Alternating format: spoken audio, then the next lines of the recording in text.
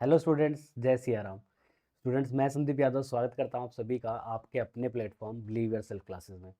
तो बच्चों, जो भी बच्चे एचपीएससी पीजीटी का इंटरव्यू तक पहुंचे हैं उनके लिए बहुत बड़ा एक अचीवमेंट है। बहुत ज़्यादा कॉन्ग्रेचुलेशन मेरी तरफ से।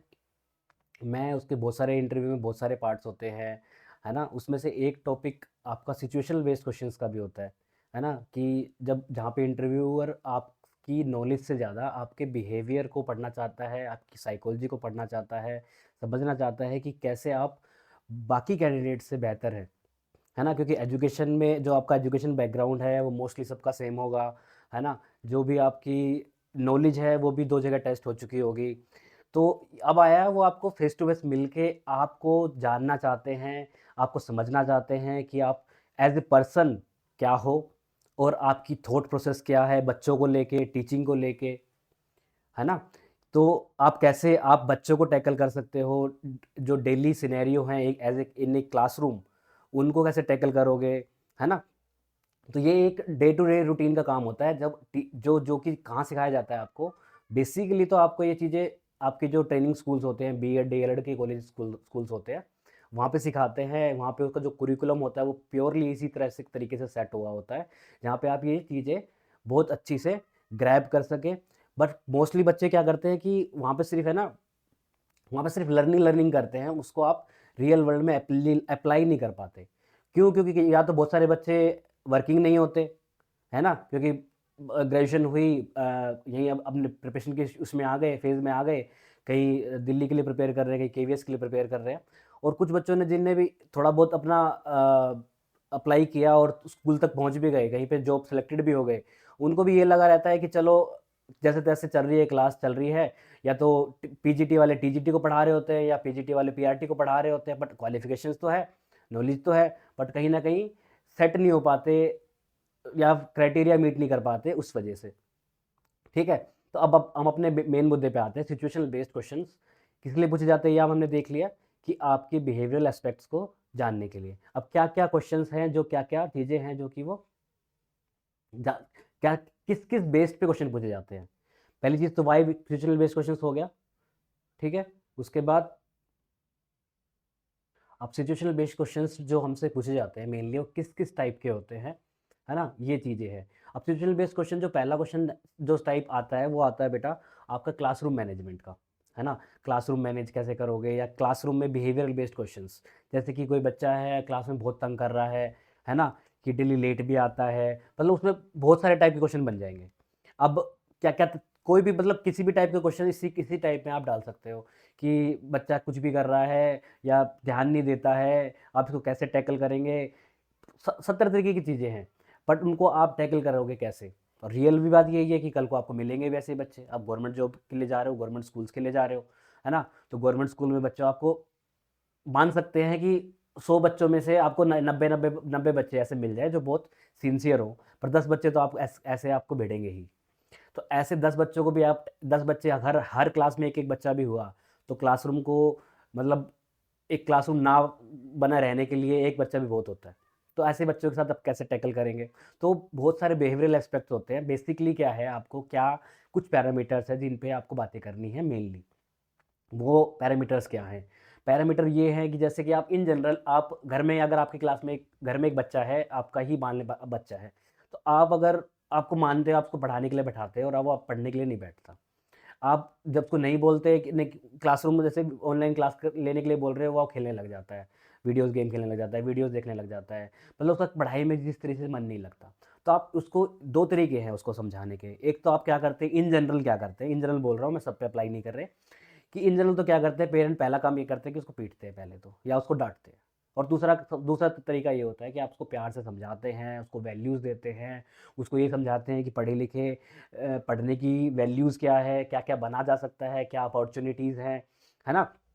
कि आप पढ़ोगे नहीं तो क्या क्या इसके ड्रॉबैक्स हैं। आप इन जनरल ये बातें भी कर सकते हैं। तो दूसरा तरीका जो ये है पिटाई विटाई का, और ये जो पिटाई का, डांट का, चिल्लाने का, ये जो तरीका है ना, ये आपके इंटरव्यू में किसी भी तरीके से काम नहीं आने वाला। ठीक है। ये तो सोचना भी मत कि मैं बच्चे को डांट लगा दूंगा, मैं बच्चों को क्या कहते हैं उसके पेरेंट्स को बुला के उसकी कंप्लेंट कर दूंगा, या ऐसी चीज़ें तो बिल्कुल ही नहीं, वर्ड्स तो बिल्कुल ही यूज़ नहीं करने हैं। इज़ ओनली सॉल्यूशन इज़ कि मैं उसके पेरेंट्स से बात करूँगा, बच्चे से बात करूँगा, बच्चे की काउंसलिंग करवाऊँगा, बच्चे को अच्छी वैल्यूज़ दूँगा, उसके ड्रॉबैक्स और प्रोज़ एंड कॉन्स बताऊँगा, ऐसे बिहेवियर के, है ना? तो ये क्या होते हैं, एक बिहेवियरल एस्पेक्ट को सारे क्वेश्चंस इसमें मोस्टली क्लियर हो जाते हैं कि बिहेवियर बच्चे का किसी भी टाइप का हो चाहे फिर वो, है ना? काउंसलिंग एक वर्ड ऐसा है कि आपने अभी देखा है कि है ना, ये जो आपका टर्म यूज़ होती है मेंटल हेल्थ, है ना? मेंटल हेल्थ जो वर्ड है, तो मेंटल हेल्थ के लिए स्कूलों में आजकल हर जगह पे एक काउंसलिंग सेशन या काउंसलर का बहुत अच्छे से वो किया गया है ना? तो काउंसलर्स को बुलाना, काउंसलर्स की काउंसलिंग करवाना, ये एक पैरामीटर्स हर जगह डल चुका है स्कूलों में तो खासकर। तो आप काउंसलिंग के लिए जा सकते हो और आपको लगता है कि इस चीज़ में आपको वो बहुत अंदर डेप्थ में फँसा रहे हैं, तो आप उसमें बच के भी निकल सकते हैं। जैसे कि आप बोल दोगे, अब मैं अपने प्रिंसिपल से बात करूँगा इसके रिगार्डिंग, मैं अपने जो सीनियर्स हैं उनसे रिगार्डिंग बात करूँगा, है ना? ये चीज़ें कुछ हैं जो जिसमें क्या होगा आपका कि आप जब आपको लगे कि जब ये फँस जाएँगे, अब इससे ज़्यादा और ज़्यादा डेप्थ में अपनी अपने थॉट्स प्रोसेस को, क्योंकि कहीं न कहीं ना वो आपको जो आपके मन की बात है ना, ये चीज़ जो मैं बोल रहा हूँ आपको, ये क्या है कि ऊपर की लेयर्स है। आप जैसे सीधे जैसे क्या करेंगे कि आप लेयर चढ़ा के चले गए। आपने पहली लेयर में तो क्या किया, आपने ये बोल दिया। सेकंड लेयर में हो सकता है कि वो और डेप्थ में जाने की कोशिश करे और आप बच जाएँ, जैसे-तैसे कुछ ना कुछ बोल के। तो पर क्या होगा, वहाँ पे आप हेजिटेट होगे, क्या होगा, हेजिटेट हो जाओगे, नर्वस हो जाओगे क्वेश्चंस को लेके, आपको लगेगा कि मैंने गलत आंसर तो नहीं कर दिया है। वहाँ प्रॉब्लम स्टार्ट हो जाएगी और जहाँ आपने नर्वस हुआ एक बार, वहीं पे आपकी नस पकड़ ली उनने, वहीं पे आपसे ऐसे-ऐसे क्वेश्चन पूछेंगे कि बिल्कुल आप फेल हो जाओगे। मतलब नर्वस की एक्सट्रीम सिचुएशंस होती है ना, जब आपको कुछ समझ नहीं आ रहा होता, वो सिचुएशन। तो सबसे अच्छा है, अगर आपको लग रहा है फँसते हुए, तो साइड से निकल जाओ। क्या रास्ता है साइड से निकलने का? कि मैं अपने सीनियर अथॉरिटी से बात करूँगा, प्रिंसिपल से बात करूँगा और जो बेस्ट सॉल्यूशन हो सकता होगा इस सॉल्यूशन का, उस पे जाऊँगा मैं। ठीक है? इसमें बहुत सारे क्वेश्चंस हो सकते हैं, मैं कुछ धीरे-धीरे ना क्या कहते हैं, इसके जो क्वेश्चंस एस्पेक्ट बन सकते हैं, मैं आपसे क्वेश्चन और नेक्स्ट सेशंस में क्वेश्चंस लेके आऊँगा। क्वेश्चंस के ऊपर क्या बेस्ट पॉसिबल आंसर हो सकता है वो, और आप भी मेरे साथ उसका आंसर शेयर कर सकते हैं। ठीक है? नेक्स्ट क्या हो सकता है, टीचिंग मेथड्स को लेके, है ना? टीचिंग मेथड्स कैसे हो सकता है कि teaching method is not like कि अब आपने टीएलएम वगैरह बहुत कुछ पढ़ा हुआ है, उसके बारे में मुझे बताने की ज़रूरत नहीं है, मुझे लगता है कि टीएलएम वगैरह में best learning methods, best learning tools बहुत कुछ बताए गए हैं। But for the present scenario आप बात करेंगे तो हर टॉपिक को बढ़ाने के लिए कुछ ना कुछ बेस्ट वेज़ हो सकते हैं। तो आप अपनी तरफ से किस टॉपिक को बढ़ाने के लिए क्या बेस्ट वेज़ समझते हैं, वो टीचिंग मेथड स्ट्रैटेजीज़ में आ जाता है ना? जैसे कि आपको जनरली बोल दिया जाए, आईसीटी से आपको यूज़ करना है, आपको कॉमर्स के अंदर, जैसे मोस्टली कॉमर्स के बच्चे होंगे, इसलिए मैं कॉमर्स के को ध्यान में रखते हुए बात कर रहा हूँ। तो कॉमर्स में मेनली जो अकाउंट्स वाला टॉप चैप्टर है या बिज़नेस स्टडीज़ है, उसमें आपको एक मेनली क्या कराया गया है कि आपको बेसिक एक अंडरस्टैंडिंग दी की गई है अकाउंट्स की और बिज़नेस स्टडीज़ की। अब अकाउंट्स और बिज़नेस स्टडीज़ की जो स्टडीज़ दी गई है, उसको आप क्या रियल वर्ल्ड में कहीं अप्लाई भी कर सकते हो, है ना? कि रियल वर्ल्ड में अप्लाई कर सकते हो, रियल वर्ल्ड में जहाँ पे स्कूल है, वहाँ पे कुछ ना कुछ यूज़ भी हुआ होगा।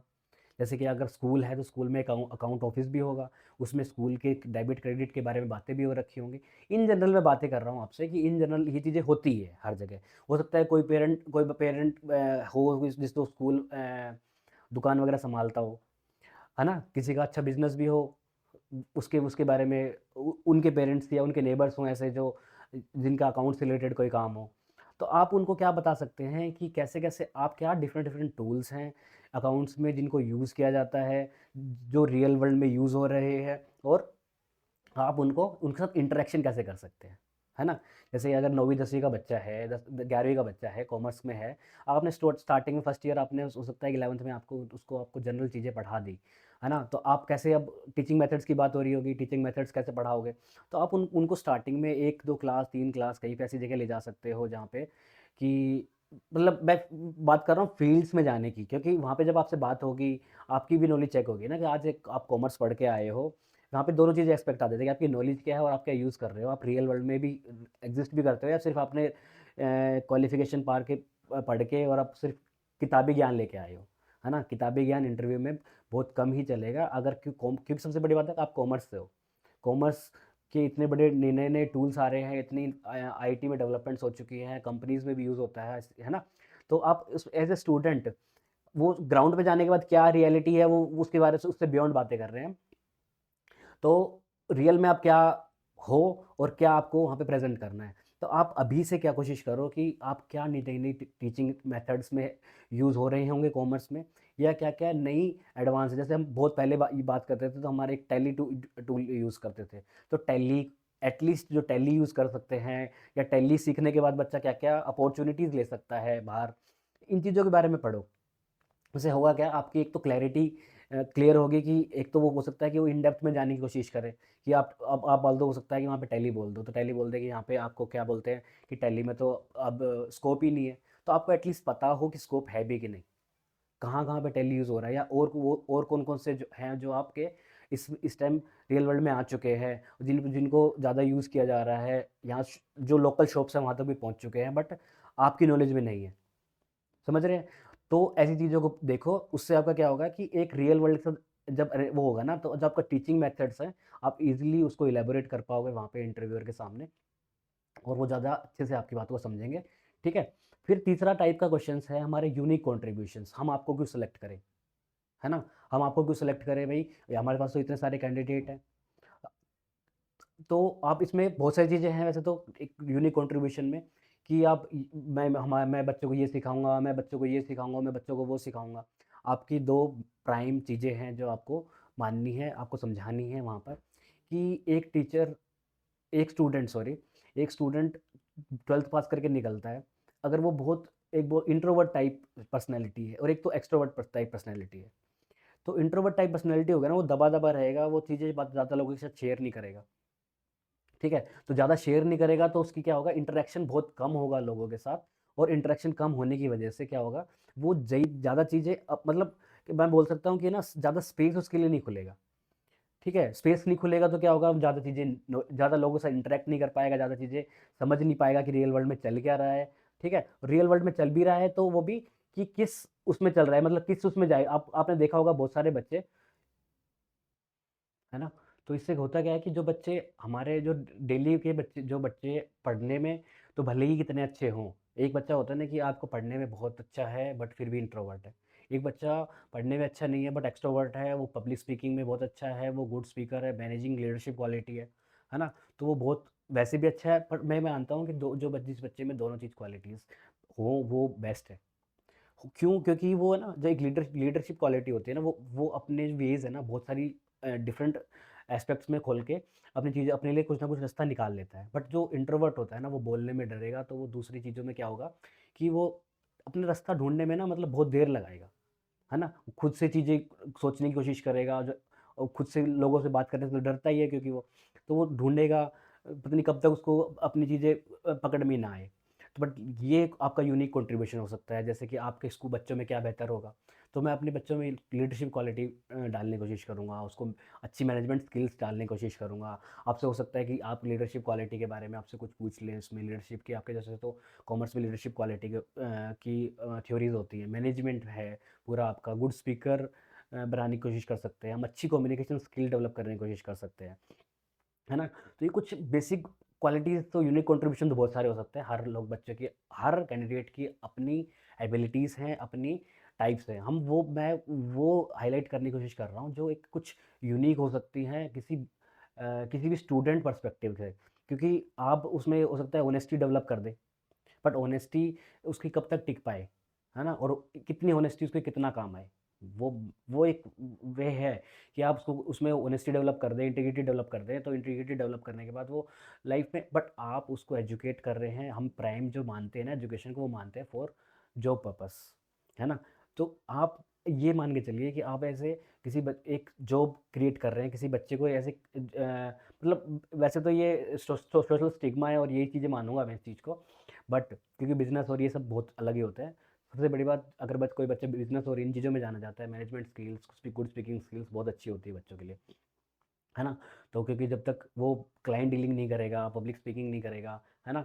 तो वो उसके लिए बेस्ट है। तो ये चीज़ें हैं जो बेस्ट मैं मानता हूँ फॉर ए स्टूडेंट, और फॉर योर आप अब इसमें जो भी ऐड या सब्ट्रैक्ट करना चाहते हैं वो अपनी तरफ से कर भी सकते हैं, ठीक है?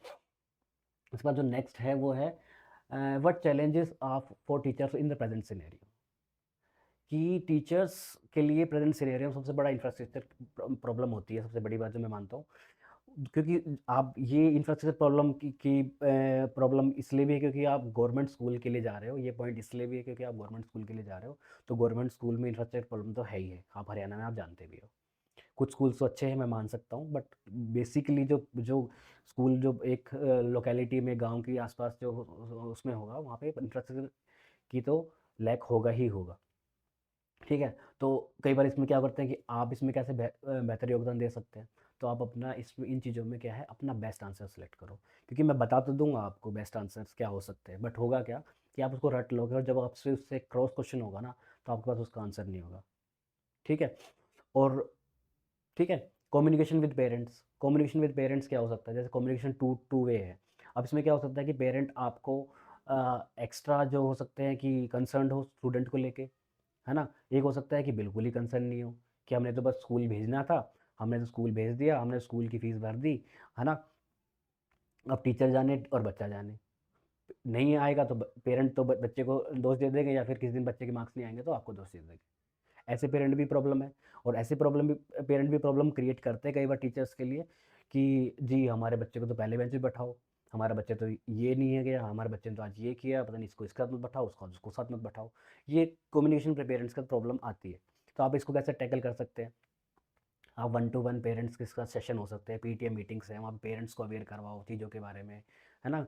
ये चीज़ें हैं। और अगर आपको लगता है कि पेरेंट ज़्यादा बिहेवियरल एस्पेक्ट में प्रॉब्लम कर रहे हैं, कि भाई मेरे बच्चे को पहले बेंच पे बैठाओ, तो तब उन वहाँ पे भी इनको समझा के पेरेंट्स के साथ डीलिंग करके, या हायर अथॉरिटीज़ या प्रिंसिपल और इनके साथ आपकी मीटिंग करवा के, है ना। तो क्योंकि टीचर जब आके ना, पेरेंट्स मैंने देखा है एज ए टीचिंग करियर में भी, पेरेंट कई बार है ना आपसे ओवर बहुत ज़्यादा प्रेशर क्रिएट करते हैं, कि ये हमारे बच्चा तो पहले तो बहुत अच्छा था, पर अब तो पता नहीं इसको क्या हो गया, अभी पढ़ता ही नहीं है। बट ये नहीं देखते कि टीचिंग में सिर्फ आपके टीचर स्टूडेंट के लिए उसके उसकी जो इमोशंस हैं, वो चीज़ें हैं जो उसकी एज के साथ प्रॉब्लम क्रिएट हो रही है।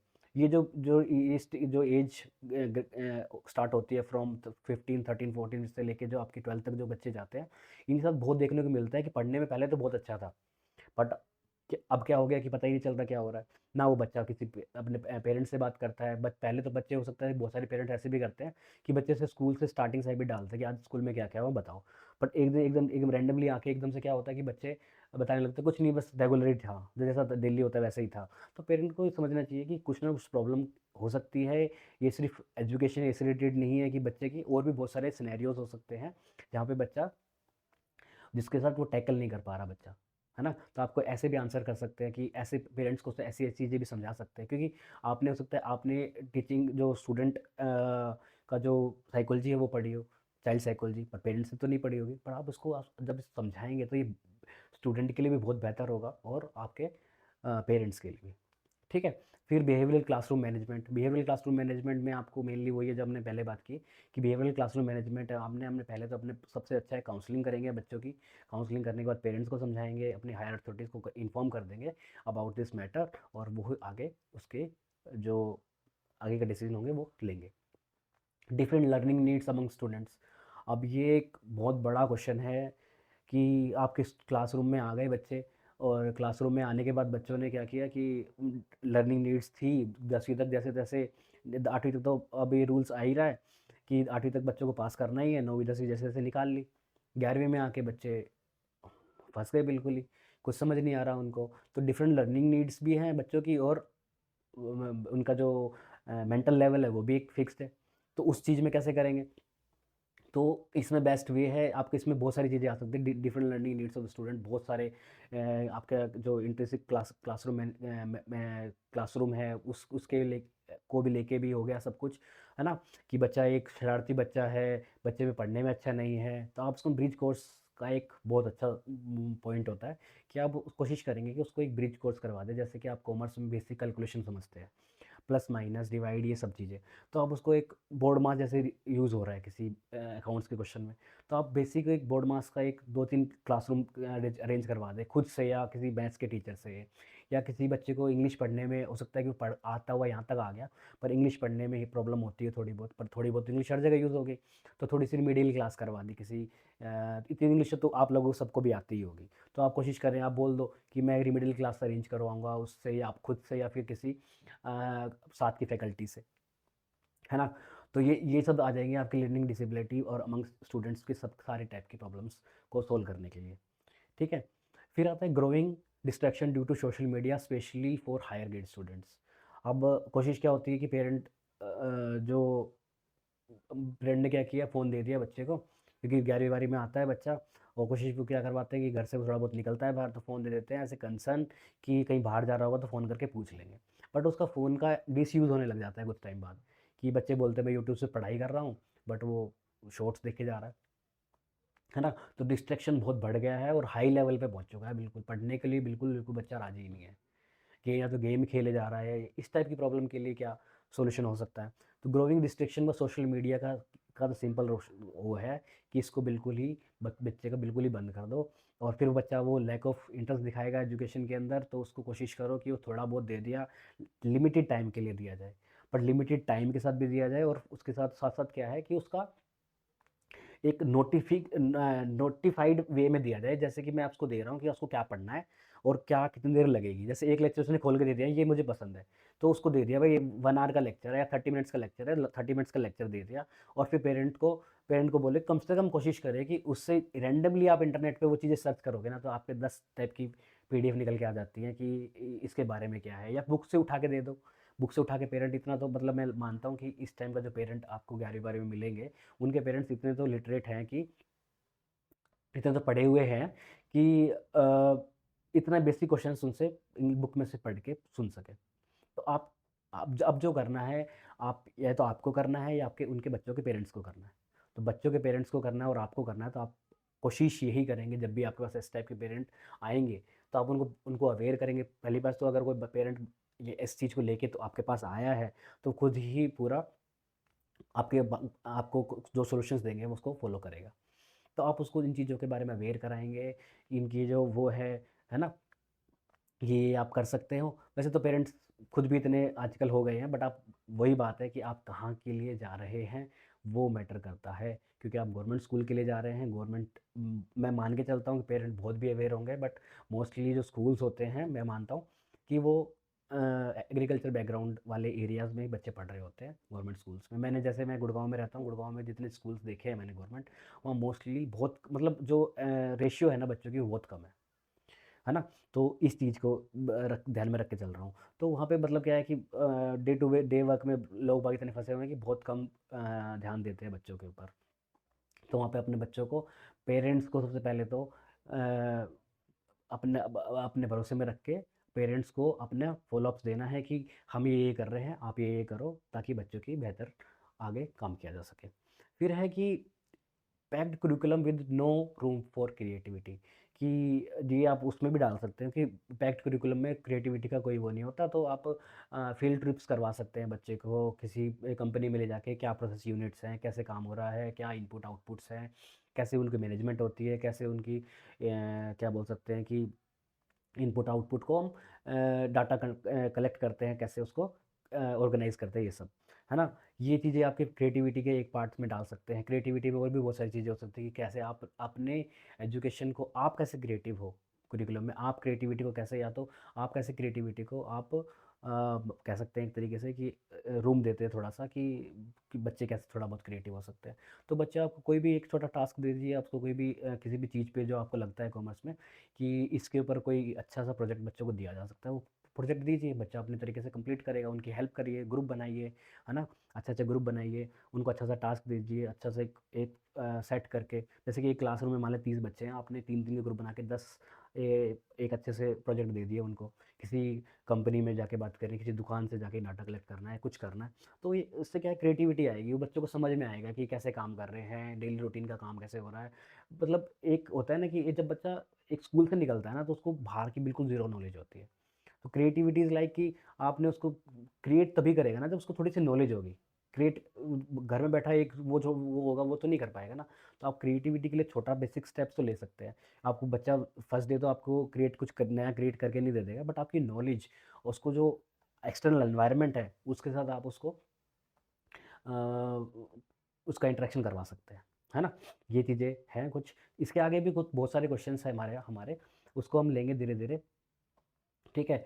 तो जो इसमें जो चीज़ें हैं ना, वो क्या-क्या है, अब हम मेन बात पे आते हैं कि कुछ चीज़ें हैं, जैसे अभी बहुत सारे क्वेश्चंस हो सकते हैं। जैसे कि एक हमारा कि एक कोई क्लासरूम में बहुत बार ऐसा भी होता है कि बच्चे ना, कि जो हमारे बच्चे हैं वो क्लासरूम में, जो हमारे जो पीटीआई टीचर हैं या हमारे जो स्पोर्ट्स पीरियड है, जो हमारी आर्ट क्लासेस हैं, वो उनके टीचर क्या करते हैं कि वो क्लास नहीं हो पाती, और जो हमारे सब्जेक्ट के टीचर हैं वो किसी वजह से जो हमारा स्टार्टिंग में था कि क्लासरूम में चल रहा था, उसकी वजह से उस सिलेबस टाइम पे हो नहीं पाया, और अब जाके वो क्या कर हो रहा है कि वो क्लास ले लेते हैं। मान लेते हैं ऐसा कोई क्वेश्चन आपसे पूछ लिया, तो आप उसको कैसे टैकल करेंगे?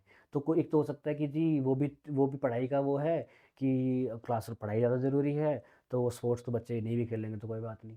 ये कोई एक टीचर ऐसे जवाब दे दे मान लेते हैं क्वेश्चन का, और एक ये जवाब दे कि जी वो भी ज़रूरी है, ज़रूरी तो खेलना भी है, खेलना और पढ़ना भी ज़रूरी है। पर हम बात करेंगे कि ये कैसे मैनेज हो सकता है, दोनों दोनों चीज़ें एक साथ, है ना? कैसे सिलेबस में क्या तो लैक रह गया, क्यों सिलेबस कंप्लीट नहीं हो पाया, इसमें फ़ॉल्ट किसका है, किसका फ़ॉल्ट नहीं है ना? किस टीचर का फ़ॉल्ट है। एग्ज़ैक्टली ये नहीं बोलना कि बच्चों का फ़ॉल्ट है कि बच्चे शोर मचा रहे थे बहुत ज़्यादा और इसलिए कंप्लीट नहीं हो पाया। है ना? या अटेंडेंस कंप्लीट नहीं थी, 2-2 3-3 बच्चे आते थे इसलिए कंप्लीट नहीं हो पाया, हमने पढ़ाया नहीं। तो अपने फ़ॉल्ट भी देखना है, जो इसकी जो प्रॉब्लम है, या जो हम बोल सकते हैं कि जो उसका बेस रहा, क्या प्रॉब्लम जहाँ कहाँ से स्टार्ट हुई, कहाँ से क्रिएट हुई, उसका जो बेस है वो भी टीचर पे ही डालना है, और जो उसका आउटपुट है वो हमेशा स्टूडेंट के लिए बेनिफिशियल होना चाहिए, स्टूडेंट के हित में होना चाहिए, कि स्टूडेंट सफ़र ना करे उस चीज़ को लेके। है ना? स्टूडेंट का खेल का पीरियड है तो वो खेलेगा ही, सॉन्ग सिंगिंग का है, आर्ट क्लास है तो वो आर्ट क्लास ही करेगा, क्योंकि वो एक परफेक्ट आपने बहुत रिसर्च के बाद और बहुत उसके बाद आपने उसको एक क्या बोल सकते हैं करिकुलम सेट किया है। हर जगह हर चीज़ इंपॉर्टेंट है, बट आपको तो वहाँ पे इंटरव्यू में बात करनी है ना इस चीज़ के बारे में, तो आप इंटरव्यू में सिंपल बोल सकते हैं कि सर मैं कोशिश करूँगा कि ये जो सिनेरियो कैसे क्रिएट हुआ, ऐसी प्रॉब्लम क्यों क्रिएट हुई, इसको जानने की कोशिश करूँगा, और बेहतर कोशिश करूँगा कि अभी तो बच्चों की स्पोर्ट्स क्लास जैसा जो चल रहा है वो चले, और जिस भी सब्जेक्ट में हमारा लैक चल रहा है, सिलेबस कंप्लीट नहीं हुआ है, कि उस टीचर को थोड़ा सा एक्स्ट्रा वर्क करने करके, और जिन सब्जेक्ट्स का सिलेबस पहले से कंप्लीट हो चुका है, उन वो टीचर उन सब्जेक्ट्स का ले ले पीरियड, ना कि स्पोर्ट्स का, क्योंकि स्पोर्ट्स भी बच्चे खेलेंगे, और उसकी मेंटल हेल्थ और इन चीज़ों के लिए खेलना भी बहुत इंपॉर्टेंट है। ये चीज़ें हैं, है ना? तो इन चीज़ों को आप ऐसे ऐसे टैकल कर सकते हैं। फिर वो हो सकता है कि आपको फँसाने के लिए बोल दे, कि हो सकता है किसी भी सब्जेक्ट का सिलेबस खत्म कंप्लीट नहीं हुआ, और आने वाले कुछ आगे आगे आगे हमारे स्कूल में कुछ प्रोग्राम भी है, जिसकी वजह से और क्लासेस नहीं हो पाएँगी, इसलिए सोच रहा है कि स्पोर्ट्स नहीं खेल के बच्चा पढ़ ही ले। तो हम कोशिश करेंगे कि बच्चा थोड़ी देर एक्स्ट्रा क्लास मॉर्निंग में कर ले, थोड़ा-सा ना जल्दी आ जाए थोड़ा-सा, और है ना? इस टाइप से मैनेज करना है उसको। ठीक है? भई आधा घंटा 1 घंटे की मान लें स्पोर्ट्स क्लास होती है, तो उसमें वो ब 40 मिनट खेल ले, 20 मिनट में क्लास चल जाए।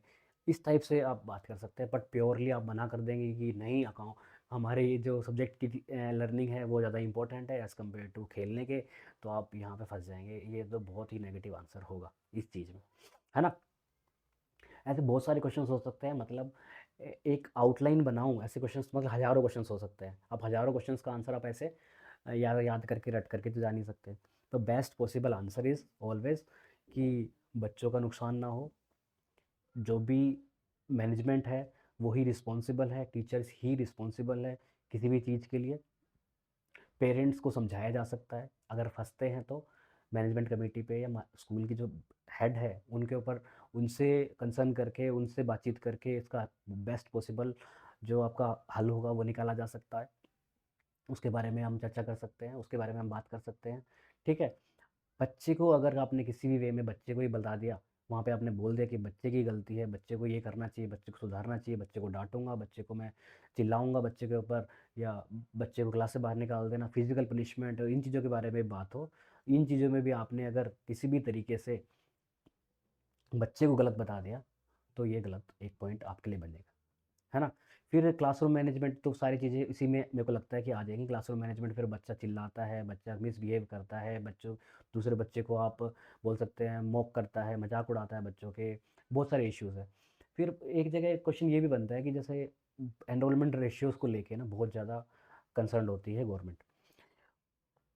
कि आपने देखा भी होगा एनईपी वगैरह में एनरोलमेंट रेशियो को लेके अलग से एक पूरा गिवन है डाटा।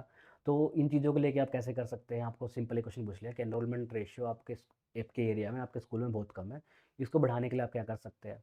भाई एनरोलमेंट रेशियो कम हो रहा है तो आपके इंफ्रास्ट्रक्चर नहीं है, बच्चे आसपास प्राइवेट स्कूल्स खुले हुए हैं बहुत सारे, है ना, उसमें बच्चे बहुत ज़्यादा जा रहे हैं। हो सकता है आपका एरिया, जिस एरिया में आपका स्कूल है वो वेल डेवलप्ड है, वहाँ लोग अच्छा कमाते हैं, बट स्कूल तो बहुत पहले से खुला हुआ है, तो वहाँ पे लोग नहीं जा रहे वहाँ पे स्कूल।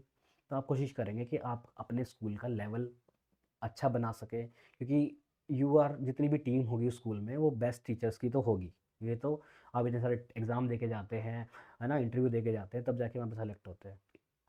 तो आप बेस्ट अपॉर्चुनिटी स्कूल की से लेके आ सकते हैं। आप बेस्ट जो आसपास के, जो हम बोल सकते हैं कि जो कंपनीज़ हैं, है ना, इनफैक्ट कुछ ना कुछ तो कंपनी होंगी, उनके साथ टाई अप कर सकते हैं, क्योंकि आप सीएसआर वगैरह से आपको थोड़ी बहुत नॉलेज तो होगी उसकी। तो बेस्ट सीएसआर से जो गवर्नमेंट की बात है तो गवर्नमेंट के साथ होता है, बट सीएसआर को रिस्पेक्ट में, इस रिस्पेक्ट में मैंने इसलिए बात की क्योंकि स्कूल के साथ कहीं ना कहीं लिंक डेवलप हो सकता है उसका। तो आप वहाँ से इसको टाई अप कर सकते हैं कि हम आपके स्टूडेंट्स को, अपने स्टूडेंट्स को आपके पास स्कूल की विज़िट करवाएंगे, ये चीज़ें। और फिर थोड़ी पब्लिश भी करिए, सोशल मीडिया यूज़ करिए, है ना। हम सोशल मीडिया यूज़ करेंगे, स्कूल का एक पेज क्रिएट कर सकते हैं हम, जिसपे हम बच्चों की स्कूल ट्रिप्स और बच्चों को क्या क्या एक्टिविटीज़ करवा रहे हैं उसके बारे में हम इलाबोरेटली दिखाएंगे और उनके उसके बारे में बातें करेंगे। तो ये क्या होगा कि हो सकता है कि एनरोलमेंट रेशियो में आपका रेट में 1% भी चेंज ना आए, बट आपका जो पर्सपेक्टिव है प्रॉब्लम सॉल्विंग के लिए, आपको आपको उन्होंने प्रॉब्लम दे दी एक उठा के कि ये प्रॉब्लम है बेटा, कैसे आप रिएक्ट करोगे। तो आप पहले प्रॉब्लम मान ली कि हाँ रियल में आपको ही पता है कि रियल में प्रॉब्लम है, उसको कैसे टैकल करेंगे, उसका बेस्ट वे आंसर सॉल्यूशन क्या हो सकता है, और बेस्ट, और उसी को आपको वहाँ पे उठा के दे देना है। मतलब आपको वो एक, मतलब उनके साथ टैकल करना है चीज़ों को, मतलब बेस्ट वे सॉल्यूशन ढूंढ के, है ना। हो सकता है ये आपको एक अभी बात कर रहे हैं तो आपको दिमाग में ना भी आए, बट आप जब इनको इसके बारे में सर्च करेंगे, डिफरेंट डिफरेंट क्वेश्चन जो आपका माइंड में आए ना, क्वेश्चन क्वेश्चन कुछ ऐसे हैं जैसे आपको अपने बैठे बैठे याद आ रहा है, यार कहीं ये ना क्वेश्चन पूछ ले, ये ना पूछ ले, तो कुछ नहीं, जाओ गूगल पे जाओ, टाइप करो ये क्वेश्चन आ रहा है, उसके बारे में थोड़ा सा पढ़ो, या फिर उसके बारे में बेस्ट पॉसिबल आंसर सेलेक्ट खुद से लिख के देखो, ये क्या हो सकता है, सोचो खुद के दिमाग में। जब खुद के दिमाग में जोर डालोगे तो उसका बेस्ट पॉसिबल आंसर निकल के आएगा। बेस्ट पॉसिबल आंसर की कुछ लिमिट सब मैं बता चुका हूँ आपको, कि इन्हीं दायरे में आ रहा है कि आपको इनके बारे में बातें करनी है। ठीक है, सोशल मीडिया और इन चीज़ों से आप इस टाइप की प्रॉब्लम को टैकल कर सकते हैं। ठीक है, तो मुझे लगता है कि आज का सेशन अभी ख़त्म करते हैं, फिर आगे की वीडियोस में मैं क्वेश्चन बाय क्वेश्चन लेके आऊँगा, और इस क्वेश्चन पे आप कैसे रिएक्ट करेंगे, इस क्वेश्चन पे आप कैसे रिएक्ट करेंगे, इसकी कुछ सीरीज़ लेके आता हूँ मैं, कि इस पर्टिकुलर क्वेश्चन के लिए आप क्या आंसर कर सकते हैं, इस पर्टिकुलर क्वेश्चन को आप कैसे आंसर कर सकते हैं, उसकी कुछ सीरीज़ लेके आऊँगा मैं वीडियोज़ में, छोटी छोटी वीडियोज़ बनाएंगे और उसके बारे में बातें करेंगे। ठीक है, तब तक के लिए जय सिया राम।